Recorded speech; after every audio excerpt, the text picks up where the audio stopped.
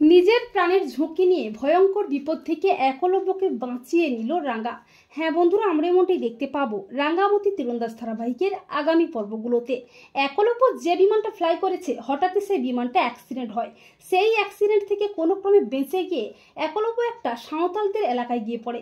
সাঁওতালিরা একলব্যকে আটকে রাখে। এরপর টিভিতে নিউজে দেখতে পায় একলব্য বসুর বিমানটা অ্যাক্সিডেন্ট হয়েছে। একলব্য বসুর কোনো খোঁজ পাওয়া যায়নি। তা শুনে সবাই অবাক হয়ে যায়। রাঙ্গা বলে, আমি উড়ানবাবুকে খুঁজে আনবই। এরপর অফিসার সত্যজিৎ বিভিন্ন জায়গায় খোঁজ খবর চালায়। একটা সময় রাঙ্গা খোঁজ পায় একলব্য একটা সাঁওতালি গ্রামে আটকে পড়েছে। রাঙ্গা তড়িঘড়ি করে ছুটে যায় একলব্যকে বাঁচাতে। শেষ মুহূর্তে রাঙ্গা গিয়ে নিজের প্রাণের ঝুঁকি নিয়ে সাঁওতালি গুন্ডাদের লোকজনদের আচ্ছা করে তীর দিয়ে সাহায্য করে একলব্যকে ভয়ঙ্কর বিপদ থেকে উদ্ধার করে।